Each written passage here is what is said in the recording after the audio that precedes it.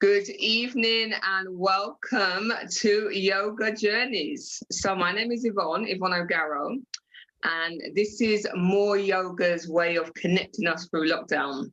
And then this started up, the Yoga Journeys came on the back of the Black Lives Matter protest in the summer, where I was asked to host a space. And I decided that the space I wanted to host was to give a platform to yogis of color and hear their journey, so amplifying melanated voices. So I am really pleased this evening to welcome my cousin. We'll find out why that is. Okay. The wonderful Jae Gibbs. Thank you.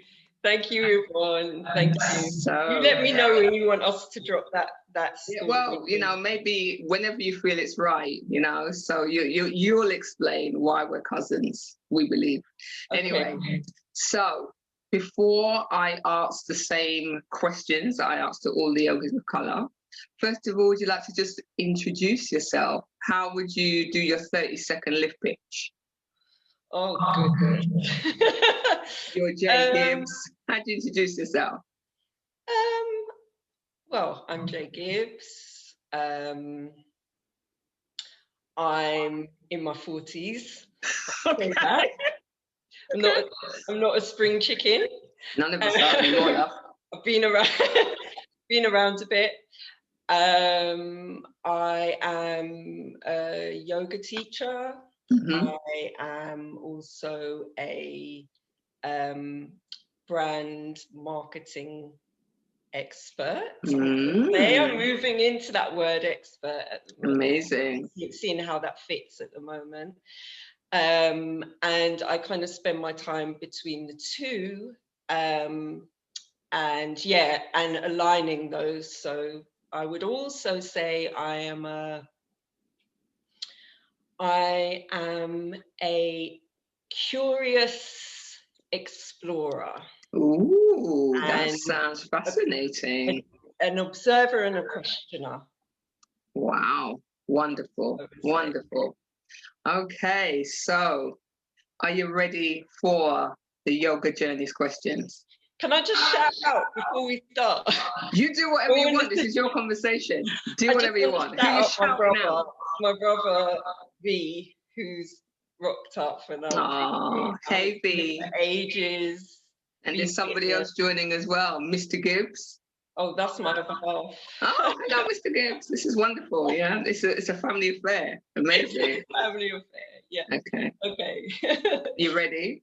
I'm ready. Okay. So the first of the Yoga Journeys questions: honoring our ancestors. Please tell us your family lineage. Okay. So I'm mixed. My lineage is English, European. I think there's some Celtish blood somewhere in there, Scottish and Irish and English, I believe. On my mum's side. And then on my dad's side, I am Caribbean. And again, there's some Irish blood in there, and when we can talk about, well, we'll talk about it now. Maybe it's a good time to talk about it. I thought so. But I'll let you decide. My dad is from a small island in the Caribbean called Montserrat, which is a volcanic island, a live volcano. Mm-hmm. The old man keeps grumbling. And yes. And there is and Yvonne is also from the same island. So yes, indeed. Very likely that with only about 5,000 people on the island at the moment, that we are possibly related. Yeah, I reckon we possibly are, most definitely. So that's why we say we're cousins, because same family heritage from. Both my parents were from Montserrat. Yeah. So keep going. We were talking about our surnames because my maiden name is Gibbons. Okay. Irish name. Yeah, that's one of my cousin's names. Yeah. Okay. See, there you go. So and mine is O'Garro. So say no more. But anyway, enough about me. You carry on. Yeah, so that's my lineage. So if we track that further back, you know, it would go back to somewhere in West Africa. Mm-hmm. I haven't done that in-depth work yet. I haven't traced back. It's very difficult. I tried to actually. I did some research into some of the plantations that were on the island, Mm-hmm. and particularly because my dad is from Dyers. Mm-hmm. So and I found there was a plantation which was the Dyers family plantation. So there you go. This is where the names start coming from. That's right. Yeah. And and I found records which said that, you know, there was a certain amount of slaves owned on the plantation at set times. And so there's that work is heavy. So I take that step by step. But at some point I'll do the genealogy, you know, I'll see if I can at least find the area or country. Yeah. I forget which test there is. A friend of mine said there was a test that broke it down by country because her husband did it, and I think she'd done one, and then like my one, 23andMe, it just said like West Africa. I didn't break it down any further. So I'll see if I can find the name and let you know. Yeah, I know the name because I looked into it, and the irony is that if you're a woman, you have to track through your maternal lineage. Right. Okay. So I can't do that. So actually, my brother would have to do that for me. Yes. Okay. Find that out. Did you hear that, bro? You need to do that for sis. Okay. Yeah. Well, he's not here. Another bro. Okay. But when he's watching, when he's on catch up, I can let him know. And shout out to Asha and Audrey. Wonderful. Yeah, the family is growing. Okay, love it. Yeah. Okay, thank you for that. So as we move on, where, when, and with whom was your first yoga class? Yeah, so this is an interesting one because, you know, as I said, I'm in my 40s, so the mind, you know, the memory is a bit hazy. And I know it was in 2002 at some point in that year. 2002, okay. Yeah, so like 18 long time. And it was, I'm afraid to say the name, but it was Bikram yoga back in the day. Yeah, we all got caught with Bikram at some point. That was my introduction, and actually Audrey, who's on the line here as well, and on the call here as well, I found out about Bikram through her because she had been, and and the reason I went is because I was in this transitional period. I'd just come out of this relationship that I'd been in since I was 17. Wow. So all of my adult life, you know, I'd been with someone else, and I had a child at 20. So I was a mum, and I'd come out, and I just, it was really destabilizing. I kind of I was doing a lot of reflection, like, who am I? Feeling quite lost, actually. And, you know, in that stage of what next and what do I do? And I just felt like I needed to breathe. I just needed some space. I don't know if I consciously knew I needed to breathe, but I just needed something. And my friend Audrey had said, you know, she'd been before, and she talked about how good it was. So they were doing, you know, free introduction, you know, or 2 weeks for £30 or something, you know. 20 days. Exactly. And it was in Queen's Park, near where I lived. So, you know, I just walked down there, signed up, did my first class, sweated my ass off. I was like, what is this? But it was something, and and I noticed, you know, the feeling that I got.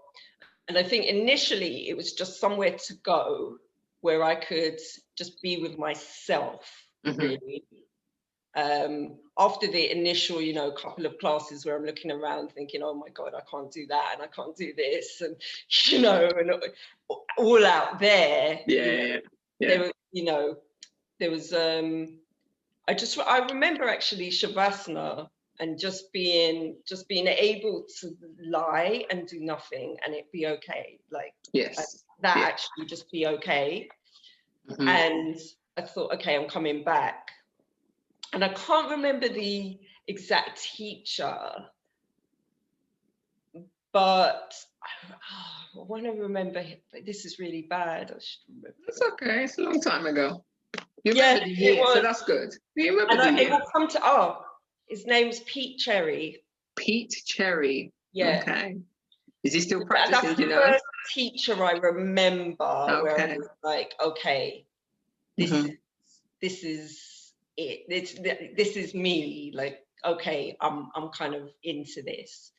And I did that for like 5 years straight. Wow. No other type of yoga. Wow. Okay, 5 years. Yeah, it's quite, you know, well, I don't know if we want to get into that conversation, but it's quite... It's your conversation. Whatever you want to get into, you get into. Okay, well, it's part of... addictive, you know. Yeah. The whole thing, and the energy of it, and, you know, it's an entry in. Yes. But yeah.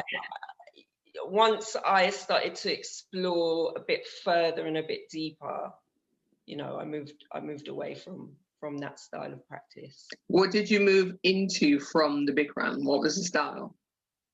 Ashtanga. Okay. Yes. And again, that got quite addictive. So obviously I have an addictive personality. But yeah, I moved into Ashtanga. I wouldn't say I've ever been an Ashtangi as much, but I've been through, you know, I've brushed with that. And I actually trained. I know we're going to get into that, but that's what I trained in. Excellent. Okay. Marvelous. So when did you realize you wanted to teach? Good Lord. A long time after, really. I think I began to get curious. I mean, it had done so much. My practice, after I started to expand out of Bikram and move into other styles. So I went into Ashtanga, but also Vinyasa. You know, I did the rounds, a bit of Iyengar. You know, whole cocktail of yoga. You know, a bit later on, restorative and you know, Yin as well. Did the rounds, and I suppose it just became such a core part of my self-management and self-regulation. I had some breaks. I was working from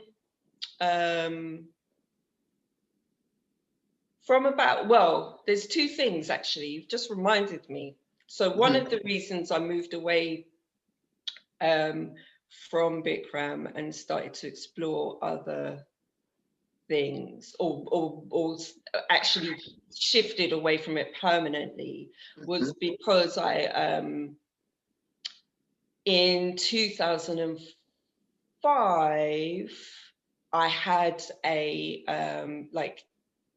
emergency, oh, this can sound, it always sounds so dramatic, but like an emergency brain operation.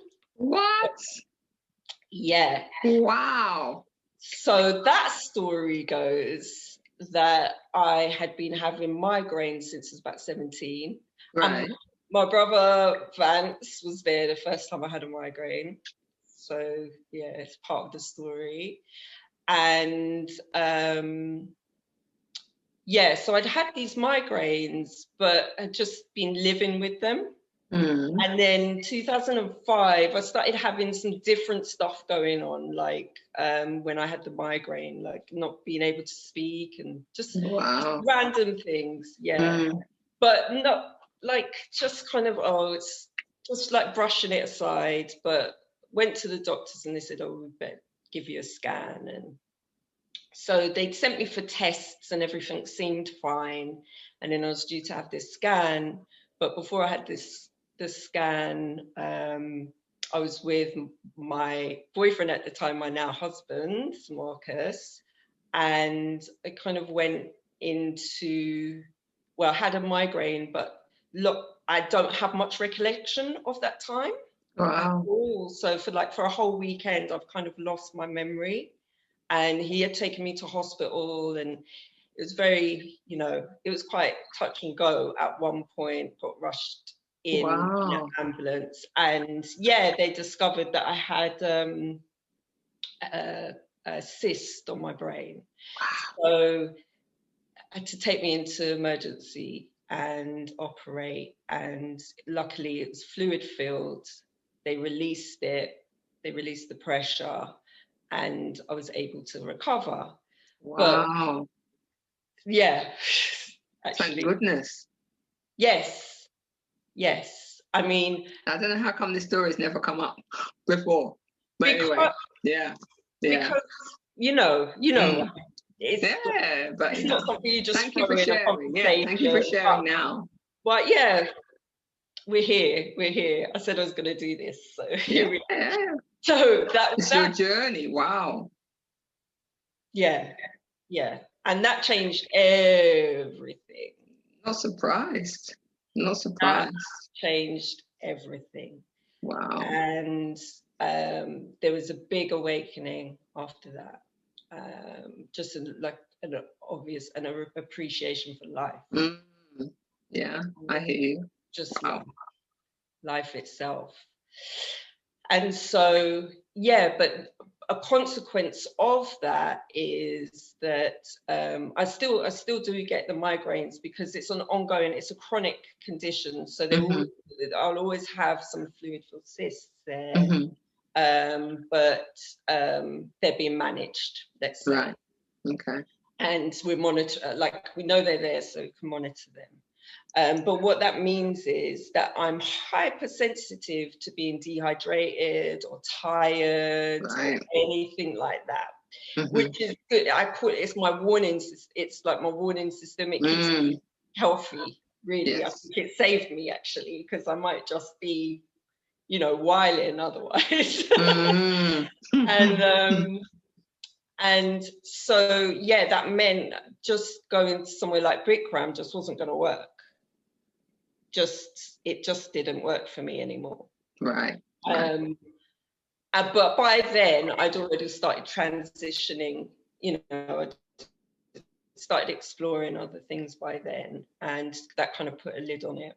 Hot yoga, even now I won't teach in a hot studio, right? Just because it just doesn't work for me.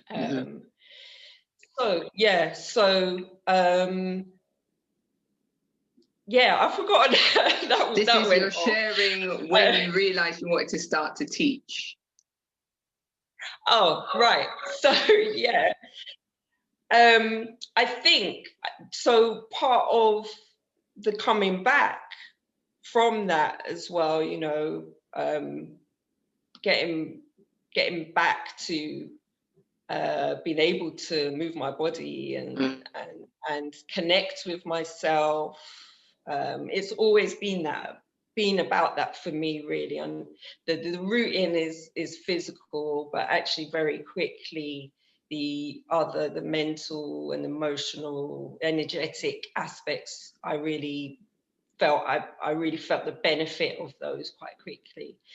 And I really felt how I was much more just stable when I was practicing regularly. You know, I just didn't feel so emotionally more grounded. Yeah, more grounded, rooted, healthier, happier, just clearer. And so I had some breaks, because then I started my corporate career, if you like, and that was pretty intense pretty quickly. And so there were these breaks in my practice, but I just noticed every time I came back to my practice, I really noticed the benefits of it throughout, not just on the mat, you know, throughout my life. And I suppose that's when I started to think, you know, I would love for other people to be able to benefit from this.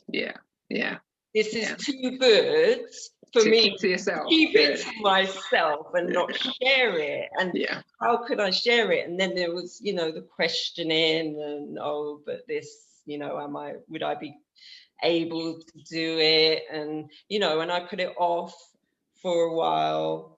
And actually, Pete Cherry, this is interesting, actually. You're making me think about this. I'm glad to be of service. Because Pete Cherry taught at another studio that I practiced at when I moved to West London, when I moved to Acton, a studio called Yoga West. Shout out to Yoga West, shout out to James. Okay. So when I started really getting back into my practice, that's where I was practicing, and bucked up on Pete again. And I'm not sure, it was a long time ago, so there's no way he would remember me. But he said to me, have you ever, after a class one day, he said, have you ever thought about teaching? And that stuck with me. Yes. And it was like planting a seed somewhere in there that just, it kind of kept, you know, growing. And so then when I got redundancy in 2015, I was so ready to jump out of the corporate world. So how long from when Pete Cherry sowed the seed of the have you thought about teaching to the 2015? About 5 years. Okay. Yeah. About 5 years. Yeah. Okay. Wonderful. Yeah. So the seed is sown. Yeah. So when, where, and with whom was your first teacher training? So I took redundancy, went to India. Yay. Went to India for a month. And I trained with Samyak Yoga, who are based just outside of Mysore in an ashram there. And that was life-changing again, because it just got fully immersed into the yogic lifestyle. Practice every day, you know, waking up at 6 o'clock every day, mantra, asana practice, meditation, kirtan, like fully just immersed into it. And it was amazing. It was, even just talking about it, I can feel, you know, that was such a amazing, rich time in my life. And again, that was a big transition, you know, that was a significant transition coming out of the career that I'd been trying to build for so long, and kind of realizing actually that's, you know, that's not the promised land. You know, the promised land that you're told to follow, you know, that's the path that's going to give you all the happiness and success and all the, you know, everything that society believes or leads us to believe, let's say. So yeah, and I went, and I don't know if I thought I was gonna be a teacher straight away. But I was just called. It was a calling to go. And at first I was looking at courses here to train here, and I had a conversation with my cousin-in-law, Eloise, and she had said something about looking in India, and that again, seed planted, and within a month I was gone. Oh wow, that quick. Yeah. Wow. Excellent. I was just ready. I was just ready. And I just thought, you know what, I'd done a bit of traveling on my own with work, but not on my own. Yeah. Yeah. And I was just ready to do something for me, and to kind of also prove to myself that I could do that for me. Yeah. You know, that I could do something on my own. How did that feel? Scary and exciting. Yeah. Both, you know, I think those are the two different sides of the same thing. You know, like I was saying, excited and a bit nervous. They're two sides of the same thing. So I was ready to just explore what that could be. And yeah, that was a deep awakening that I talk about it as that opened the door to something that I was on the threshold of it for a long time, had lots of questions about, you know, my spirituality, which I wouldn't have called it at that point. But, you know, I had this personal belief around oneness, and that we're all connected, and, you know, all this yoga philosophy that I didn't know was yoga philosophy. Right. Okay. Right? Yes. Yeah. Because I hadn't got that, you know, I'd read a little bit, but I hadn't really got deeply into it. So when I did my training, it just opened up all the answers to the questions that I'd been having, and the conversations, or philosophical conversations in the evening. I was just like, where have you been? I needed to explore all of this. All this stuff has been going on in my mind, and it was like a release for all of that stuff. I mean, and there's still loads of stuff that's always going on in my mind as well. But wonderful. Wonderful. Yeah. So how many people were on the training in India? Oh goodness. I want to say 17. 7-0 or 1-7? 1-7. Oh wow. 17. Okay. Yeah, because everyone stayed there. They're all, it's residential. Right. Okay. So you're living together, you know, for a month. It's an amazing setup, actually. We had our own rooms, and, you know, beautiful. It was lovely, and in the middle of like sugarcane fields. Wow. And, like farms, and actually it's in the same compound as a Gurukulam for traditional studies for girls. Oh, okay. So, yeah, it was really amazing. Right by a river as well, so you just go and sit at the river and meditate and stuff. Amazing. Yeah, you can see you're lighting up just remembering. Yeah, it's an amazing place. One day I'll go back. One day. Yeah. Be good. So can you recall from the 17 people how many people of color were on the training? You're Googling. So there was me.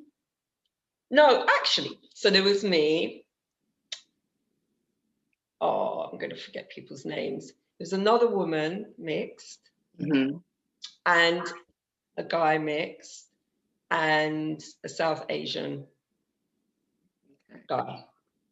Okay. So 4 or 5 out yeah, of 17. four of us out of 17. Okay. Okay. I don't know what I don't know if that's, I mean, We know you've it's been always speaking to other people. What's it's that always ratio a smaller like? proportion. It's never, you know, we're not surprised that it's, you know, 50-50. It's a long time till we see that. That said, you know, as TTs are, you know, ongoing in later years, the mix is slightly higher. But from now, hopefully going forward, studios will be recording, whereas I've tried to get the data, but unsurprisingly, it's not been recorded. But I think going forward, we will be able to get much richer data to be able to record it. But what I'm interested to see, like I've watched a couple of other of the interviews, but not all of them. I'm interested to see, is that reflective of what most people have said? Yeah, most definitely. It's always the smaller proportion. As I say, there's never like, you know, 20% or anything like that. It's as you would expect. But, you know, maybe, you know, we watch this in 10 years time or something. It's like, let's hope different conversation, because, you know, we'll see. We have hope. So talking of hope, let's move on to the highs and lows of the wellness industry. So if I can invite you to share the lows first, if there are any for you, and then end with the highs. Till I get comfortable. Okay, so the first thing that comes to mind actually is I thought I was leaving corporate world competitive, you know, everyone kind of competing for their space, and I thought I was leaving that behind. Okay. In my, you know, yoga teaching, and I found the exact opposite. Actually, it felt even more competitive, which was intimidating. Auditioning for classes, and, you know, having to, you know, approach you know, you always have to apply for jobs. That's, I don't need to tell you that, but, you know, you have to apply for jobs as part of it.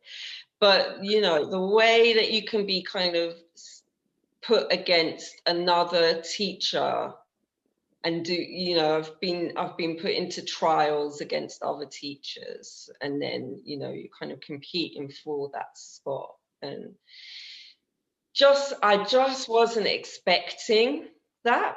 And it may not seem like it because I've been yabbering, but I am actually an introvert, and also not the most confident all the time. So it feels really intimidating to go into that in that way. Of course, yeah. Yeah. It's, you know, you're making yourself quite vulnerable, actually, feels. So yeah, I found that challenging. And I also thought, you know, like I've been not paid by studios. Seriously? Wow. I've had to threaten legal action. Yeah. See, in the corporate world, you wouldn't really get away with that. It's like... No, you couldn't. Yeah. Yeah, so it's like, I wasn't expecting that. I thought it was going to be, you know, peace, love. Yeah, exactly. Peace, love, and light. And, you know, and it's a business. Absolutely. Yeah. It's a business.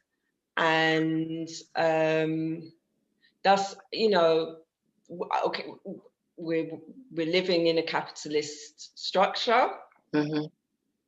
Which forces competition. You know, that's what it's about. It's competition, and you know, it's a service-based industry, if you like. But just ethically and morally, the way in which some of the behavior of studios, it needs to be examined. It needs to be refined. Let's say there's a balance between operating a business and exploitation. Yeah. I mean, teachers, don't get paid great money for our time. And the way that you can get away with that is because no one goes into teaching yoga for the money, right? I hear you. Yeah. You go in because it's vocation, because you want to help people. Yes, you want to share, as you say, share the benefits of what you've got. Yeah, you want to spread that. You want more people to feel the benefits, because you see, or I see, that if more people could benefit from practices of yoga, and that's not just the asana and it's not just the movement practices, meditation, breathing, pranayama.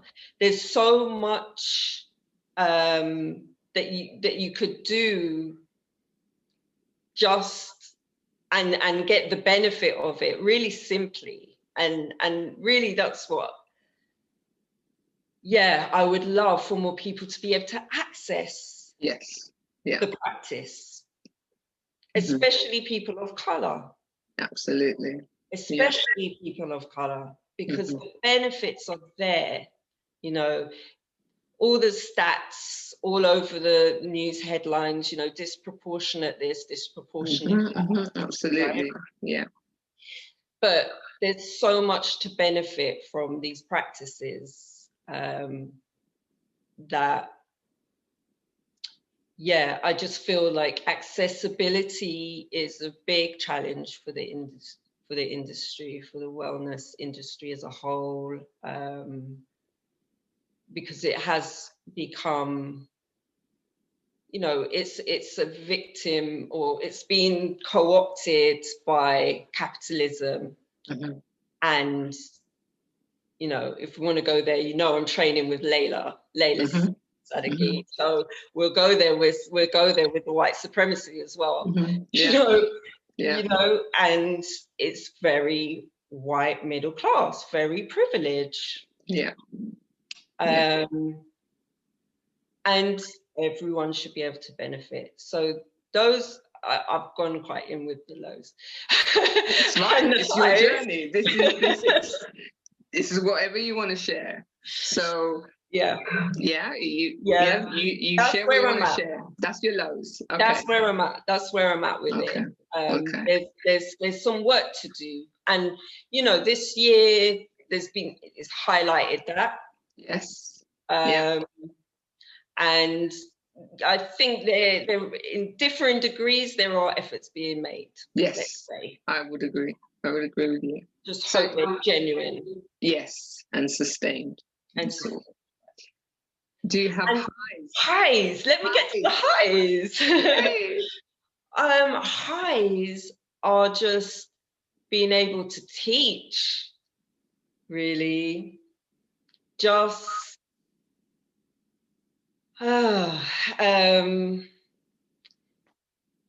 seeing when I see someone breathe in a different way. You can kind of see when someone releases something. Yes. It's more the little things that really touch me. Yes. And I was able to a couple of years ago, I was able to teach some classes for a charity organization called Claudia Jones Organization. Okay. We work with women of African and Caribbean origin. And working with those women, oh man, that was rich, because we were doing simple things, right? We were just doing a bit of movement, a bit of breath, but just seeing them being able to just be still for a time, give themselves permission to just be still and breathe. Yeah. That was so powerful, actually. So it's the simplest things for me that are highest. Yeah. Wonderful. Thank you. So what got you through lockdown? And I now have to change this question slightly. So what got you through the first lockdown, and how is this second lockdown been for you? Oh, I think everyone's over lockdown, aren't they? To be fair, what has got me through lockdown is my practice. Yeah. My practice, therapy, therapy every week, places to release, places to breathe, places to feel safe, and community. Yes. We've got our community going, and even virtual community just made me really, it reframed connection, what connection is for me. Yes. Yeah, absolutely. Because at first I was like, teaching online, no. And that's not what I do, I don't do that. I'm in the room with people. I want to get that live experience, right? And the connection, you really get connection. So it just reframed it for me. So I think that's people got me through lockdown, actually. Excellent. And has this lockdown been easier, in inverted commas, because you had, you've built on what you learned from the first lockdown with connection? I suppose so. To be honest, I'm like, what lockdown? Okay, it hasn't felt okay. Because I didn't really come out of lockdown, right? I would say massively, a little bit, but was being quite, subdued, actually. So, but then I live with people, I don't live on my own, so I recognize that. I also have space. I can get myself away from those people temporarily as well when I need to, right? That's also and vice versa. Well, they never want to be away from me. Okay. So I recognize that is a different experience than living on your own, let's say. Yeah, of course. So in that way, I feel quite grateful, actually. So moving on to George Floyd, may he rest in peace. So in the wake of Black Lives Matter protests and everybody diversifying their feed, how many additional followers did you get? And did you have many studios approaching you to diversify their team? So when I read this question, I thought this is an interesting one. Why so, cuz? Because, so obviously, I'm a person of color, right? But I'm not the darkest person of color. And I don't think I'm sexy enough. What? I don't think I'm sexy enough. I mean, I don't mean sexy. I mean, in terms of, am I black enough? Right. Oh, I see. So the colorism thing. I don't know, because my numbers went up a little bit. I saw a certain demographic coming on board, so I did see that. Yeah. I did see that, but there's no one beating down my door. Okay. So you didn't have studios approaching you? No, Okay. I didn't. No, if I'm honest, no. Okay. So maybe, yeah, I don't know what that's. Maybe because I'm quite quiet on Instagram, or I have been this year, definitely. Yeah. Because you know we're in the Yogis of Color group, and there was a couple of messages sometimes popped in there to say this studio's wanting to diversify, and that studio wants to diversify and apply. But I didn't know if anybody had approached you directly. No one's approached me directly, but you're right. There were studios saying, "Okay, we're diversifying. We recognise and we're diversifying." Yeah. But I didn't.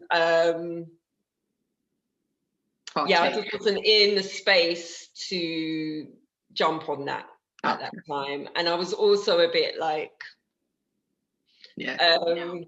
just now. Now? Now it's okay. Which is, that's not positive attitude to take. But I'm being honest. That's I hear you. I was being petty. It's not petty. I wouldn't agree it's petty. I agree it was because I had the same thought process.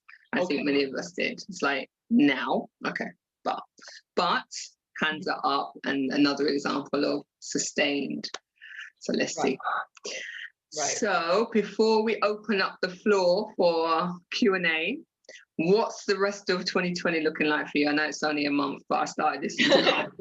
So what's the rest of the year looking like for you? What are you looking forward to in 2021? So this is the point where you can plug whatever you want to plug, promote whatever you want to promote. Okay, so the rest of 2021, I'm currently in teacher training. Okay. Oh, 2020 even, just get rid of a year. Yeah. Can't do that. I'm in teacher training with Layla. So that, we're finishing up on that because of the lockdown and everything that's going to run. What is the focus of this training? Oh goodness. So it's the leadership, the practices of leadership and empowerment. Okay. Brought that back because I should know that. And so actually you came in, right at the beginning, or when we were on immersion, you came and taught us. I did. Do you remember? Of course. Came and taught us a really luxurious restorative practice. It was really, and it's that was beautiful. Thank you. Yeah. So that was right at the beginning of the journey, and now we're coming to the end of the journey. So also I would say that's what's kept me going this year, actually, through lockdown is teacher training, because it's really allowed me to be the student. And wow, Layla is just a force. It's just a power. I'm learning so much, and it's just expanding everything for me. Still absorbing a lot. So I'm going to be trying to absorb as much of that before we go into our final phase, which will be in January. So that's probably what I'll be doing, and chilling. Amazing. Great. Great. Over the festive season, I'm going to take some time, self-care. Excellent. Look after myself. What does your self-care practice look like? Give us some examples of typical self-care for you. Nice practice, kind of intuitive practice, whatever that looks like on the day. Could be asana, could be meditation, could be ritual. And just really taking my time with that, a bit of journaling, probably just getting, and just connecting back and just reflecting and kind of getting a feel of where I'm at. That's what, yeah, self-care looks like. Maybe a bath with some candles and yeah, that's what it looks like at the moment. So where can everyone find you? Are you teaching weekly? Interesting. So not at the moment, but I will be back in the new year. Okay. So when you're starting back in the new year? No set date. I'm gonna finish training. Yeah. And then I'll be back. So it'll be, at the latest, it'll be by February. I'll be back. Okay. And where do I teach? So quite likely it's going to be online. So I teach from home. And I'm going to bring back, if we can start meeting more in groups. I do I hold a circle called Soulful Sisterhood. And we do that around the moon cycle once a quarter. And that is for women of colour. And we meet as a circle, and we it's not straight up asana practice, you know. We do a bit of journaling, a bit of reflection, might burn some stuff, you know, share some stories. So that, I'd love to come to that. I'd love to come to next one in New Year. Yvonne, I'd be honoured if you came. Definitely, I'd be honoured. So I'm hoping, you know, we just have to see how wait and see. Settles. And when it's legal and safe to do so, as the saying goes. This is it. Yeah, indeed. So before I open the floor, any last final thoughts, comments, anything you forgot to share earlier, anything you want to elaborate on? Or are you just happy to have the Q&A? Yeah, that's too much brain work. No worries. Okay. So good people in the Zoom room tonight. So welcome. Thank you so much for tuning in and supporting Jae and I. So you're welcome to ask any questions. You're welcome to come off mute and ask directly, or you can type it into the chat box and I will read it out. No pressure.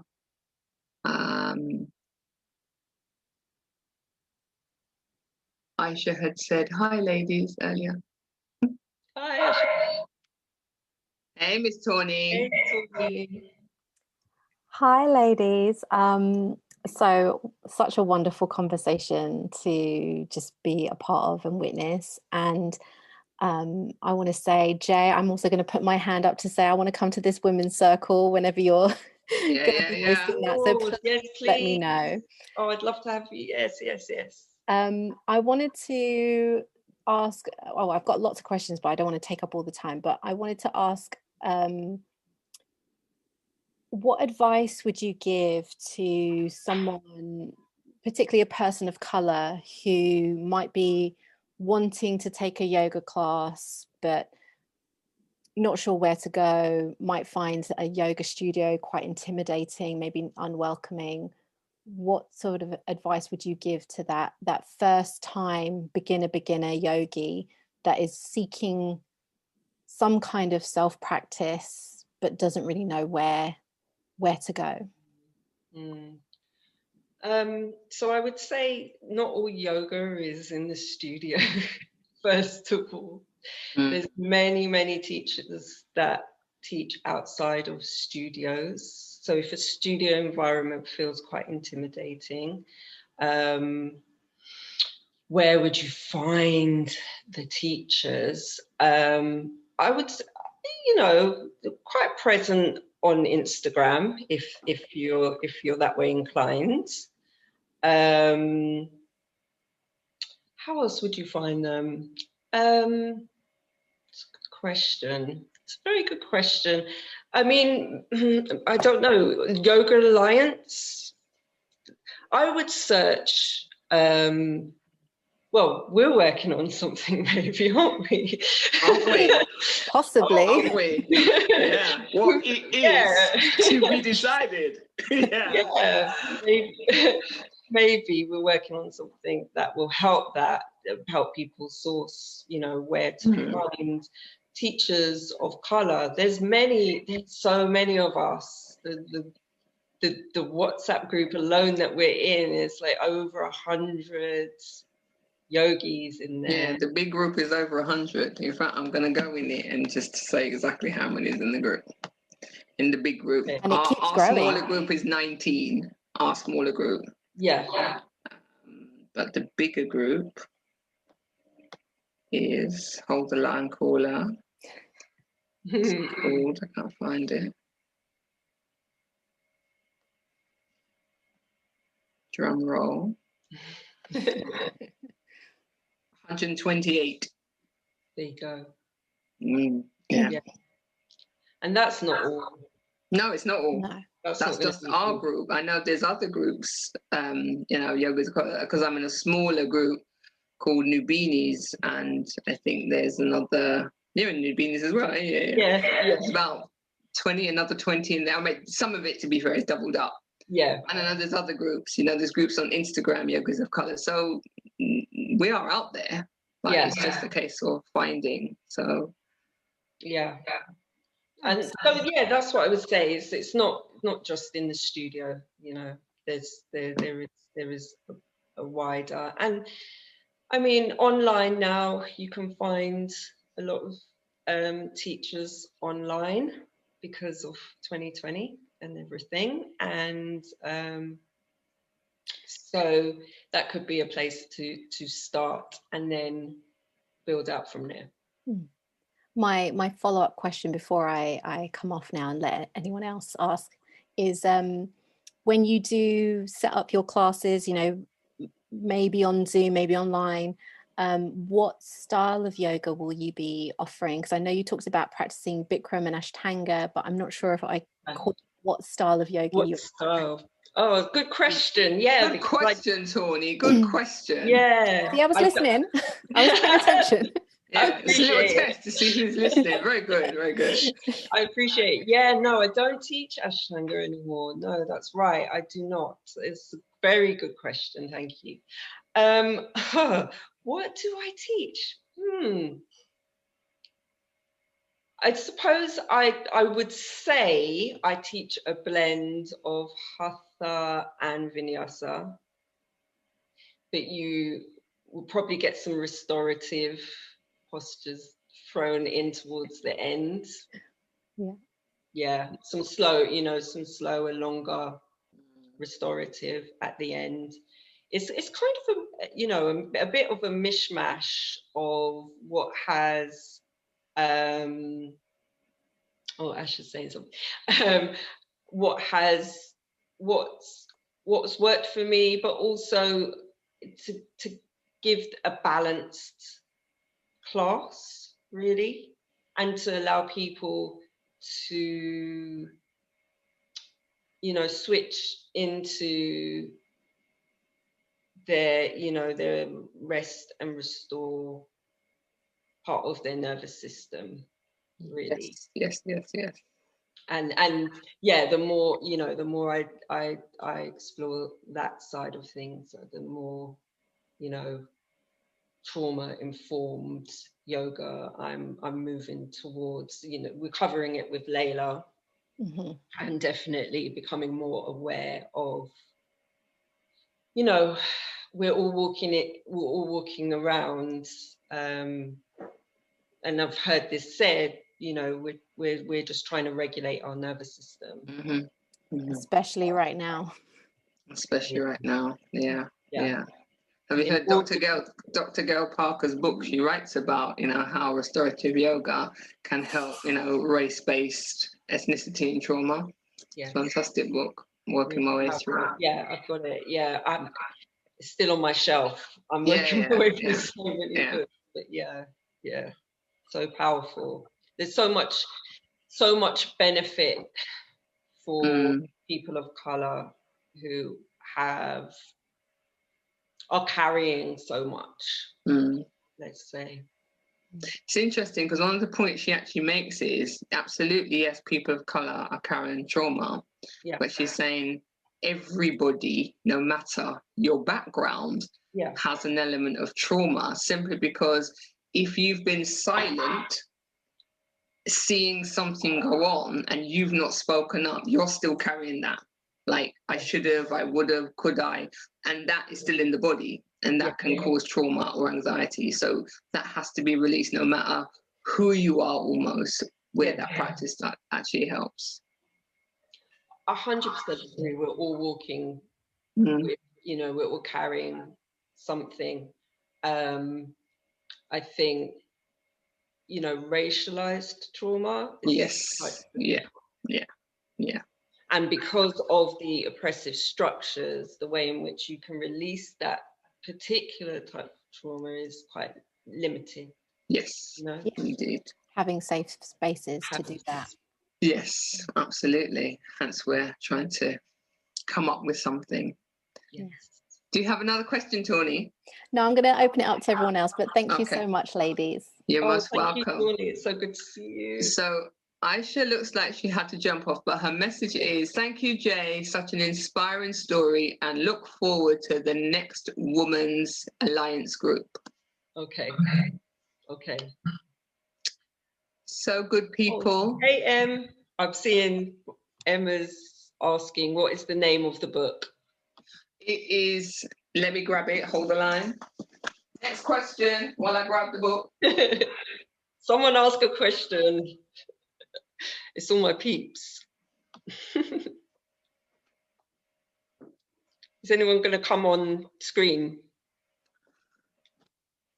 No. It is Restorative Yoga for Ethnic and Race-Based Stress and Trauma by Dr. Gail Parker.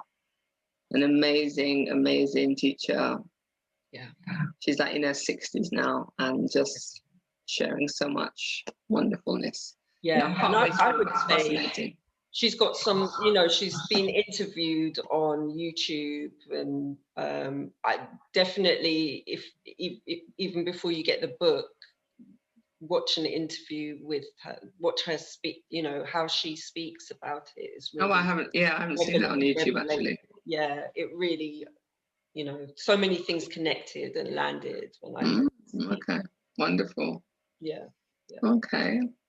Well, if there are no more questions out there, we will thank you so much for sharing your wonderful story. It's been an absolute pleasure. Thank you for having me. Yes, indeed. No, I was proud to have you. Inspired. So, yeah, great to hear your story. And, yeah, look forward to joining an evening with you in the new year. Yes, let's, let's... Indeed, yeah, when we're allowed to do so. Change, well, it is, you know, change is constant. So at some point we will move through this and it will become something else. Absolutely. And this too will pass, as one of the sayings go. Exactly. Or like the Vipassana, you know, meditation. It's all arising and passing. It's all impermanent. Nothing stays. Exactly. Indeed. What a way to finish. Indeed. So thank you so much, Jae. Blessings to you. And thank you to everybody for tuning in. We wish you well. Have a wonderful rest of day, evening, depending what time you're watching the replay. So thank you so much. Take care, everyone. Bye-bye.